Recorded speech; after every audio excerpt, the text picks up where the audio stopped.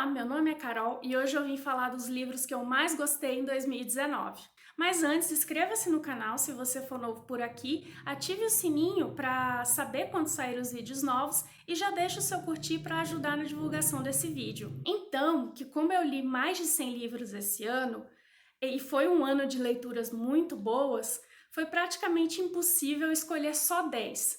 E por isso eu escolhi 20 livros. E mesmo assim, foi com dor no coração que eu deixei alguns de fora. E para não ficar um vídeo longo, eu não vou me estender falando muito de cada livro. Até porque alguns têm resenha já. E com exceção do último, todos eles eu juntei com características afins e gêneros parecidos, como contos e não ficção. E antes de começar, vai aqui uma menção honrosa para O Olho Mais Azul, da Toni Morrison, e Metamorfose, do Franz Kafka. Porque esses dois, eu sinto que eu preciso reler antes de formar uma opinião completa a respeito deles, mesmo sendo uma leitura muito impactante para mim. Bom, então vamos começar com os de não ficção. Faz a gente repensar a única certeza que a gente tem na vida, que é a morte. Eu fiz uma resenha dele e vou deixar aqui nos cards. Aí li dessa mesma autora, que foi até lançamento desse ano, o Para Toda Eternidade, que também fala de morte, só que aqui ela faz uma viagem ao redor do mundo para falar de como várias culturas enfrentam um luto. E eu que já gosto de conhecer vivências diferentes da minha realidade, adorei ler esse livro justamente porque fala de culturas diferentes. Mas o mais impactante dentre os de não ficção para mim foi o Vozes de Chernobyl, da Svetlana Alexievich. Aqui ela coletou durante 20 anos relato das pessoas que viveram o desastre em Chernobyl, que foi em 1986, ou moravam ali em Pripyat, que era a cidade próxima. Não é uma leitura tranquila de se fazer, porque ela transcreve tal e qual as pessoas narraram aqueles acontecimentos. É algo impensável o que aquelas pessoas passaram e ainda passam. É chocante, é pouco, mas vale muito a leitura. Se você acompanha o canal aqui, sabe que eu gosto muito de ler contos, e esse ano eu tive ótimas leituras nesse gênero. Agora, em dezembro, eu li o delicinha Redemoinho Dia Quente, da Jarid Arraes. Aqui ela fala das mulheres da região do Cariri, lá no Ceará, mais especificamente de Juazeiro do Norte, da vida delas num contexto privado e público. Mas por causa das coisas que ela aborda aqui, é possível relacionar com a vida de qualquer mulher de qualquer lugar. Como eu sou filha de cearense e tem muitos elementos aqui que fazem parte da minha infância, rolou muita identificação e eu adorei demais esse livro. Vai sair resenha em breve dele. É uma excelente opção de literatura nacional contemporânea.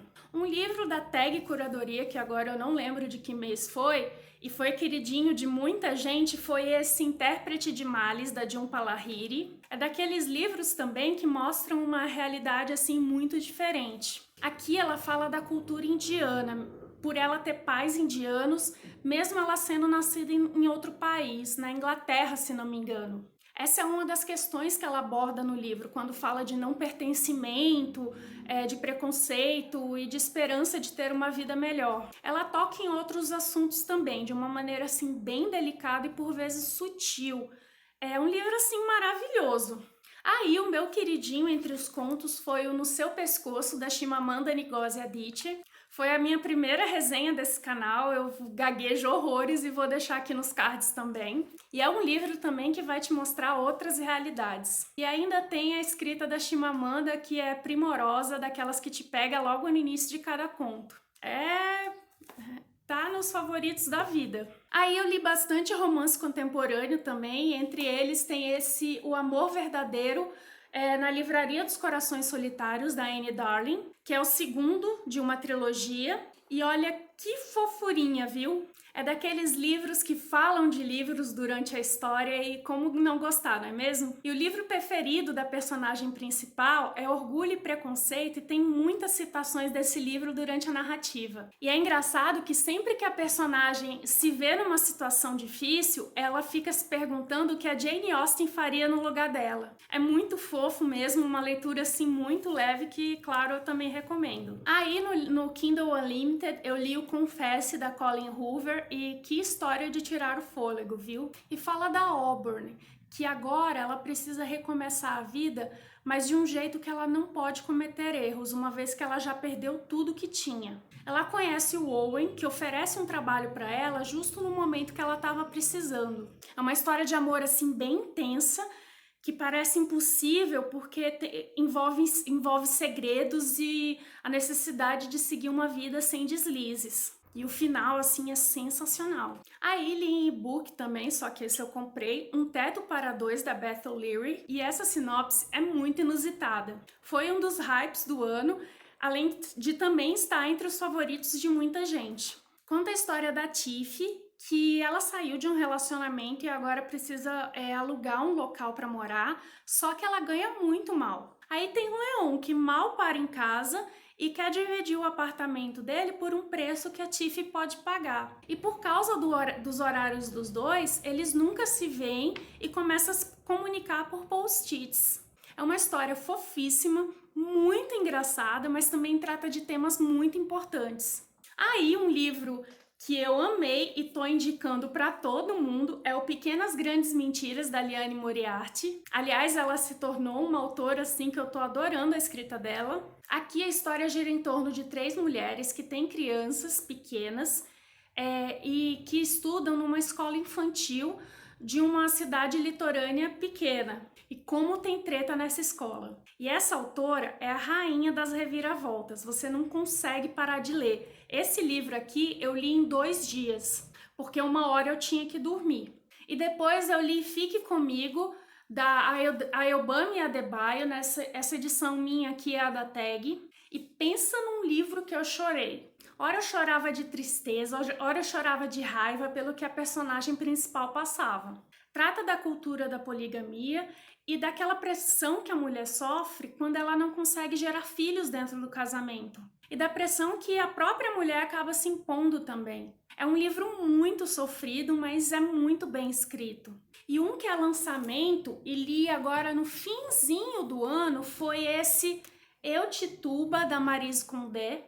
Fala sobre uma mulher negra, de nome Tituba mesmo, que foi a primeira pessoa a ser julgada no tribunal naquela caça às bruxas que teve numa aldeia chamada Salem. Consta nos documentos oficiais o relato desse julgamento, mas além disso não tem nada mais sobre ela.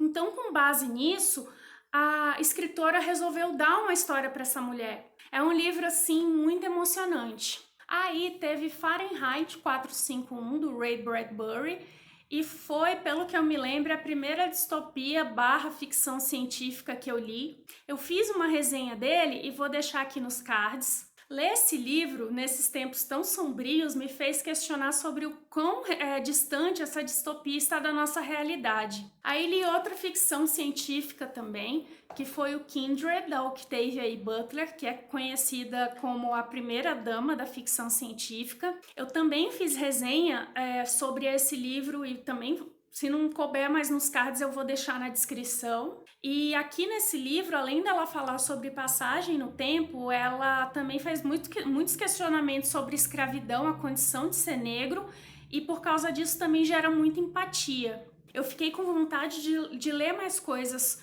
dela. Aí vamos para o que eu juntei de clássicos, ou pelo menos autores clássicos, começando por Gabriel Garcia Marques com A Crônica de uma Morte Anunciada. E como eu já li outros livros dele, tô ficando apaixonada por esse autor. Eu também fiz uma resenha desse livro e vou deixar em algum lugar. É fininho, né? 153 páginas, mas é uma história que prende, viu? E a escrita dele é sensacional. Outro fininho que li foi A Morte de Ivan Ilitch, do Lev Tolstói. Bom, já deu para perceber que o assunto morte foi intenso esse ano, né? Aqui fala da morte e também da vida do Ivan Ilitch, que ele era um cara que vivia de acordo com o que a sociedade acha que é certo, até que ele descobre que tem uma doença incurável. E ele tem muitas reações diante desse fato. Olha, é fininho, mas faz refletir bastante. É desses livros que você termina e fica pensando sobre ele durante muito tempo.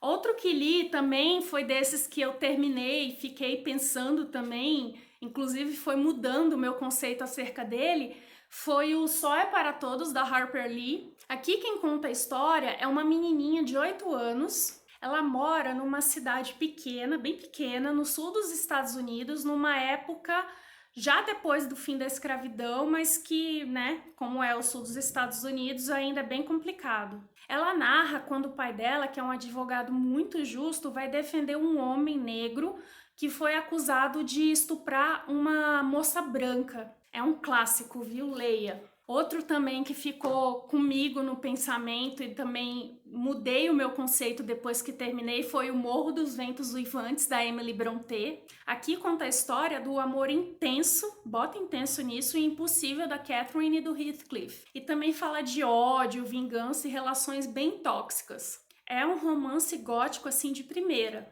Ele me despertou assim todo tipo de emoção durante a leitura. É um livro que eu ainda pretendo reler.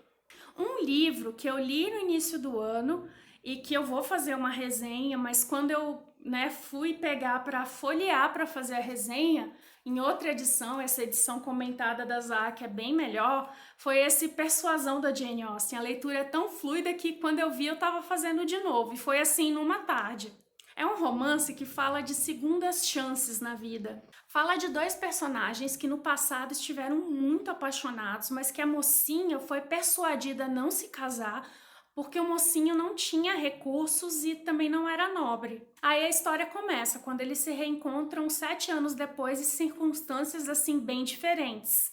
E ainda tem aquele estilo de escrita da Jane Austen que faz aquela crítica sutil, mas sagaz, contra a alta sociedade. E como sempre, muito fluida. Então, que foram leituras assim muito boas, foi difícil ranquear eles, mas assim, no meu coração, para mim, a melhor leitura do ano, eu pelo menos não consegui botar ele entre os outros, foi Os Sete Maridos de Evelyn Hugo. Olha, daqueles livros que você termina, fecha e quer começar a ler de novo porque você não acredita que acabou. Para mim, pelo menos, foi assim. A construção da personagem principal foi arrebatadora, assim como dos personagens secundários. Nenhum deles foi raso, sabe?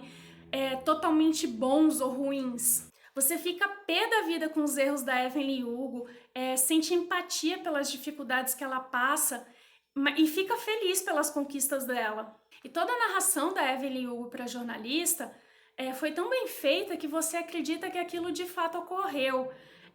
Parece que aquela Hollywood, com todos aqueles filmes, aqueles atores, existiram mesmo. Não teve como eu não mergulhar na história, não me acabar em lágrimas. E o final é surpreendente. Eu fiz uma resenha sobre esse livro. E é aquele livro que fica tanto tempo na sua cabeça que eu quis refazer essa resenha várias vezes porque eu queria acrescentar mais coisas. Certamente está entre os favoritos da vida. Então é isso. Se eu pudesse, obviamente, eu falaria muito mais sobre todos esses livros, mas além das resenhas, ainda tem os vídeos de leituras do mês. Vou deixar também na descrição os links de compra desses livros.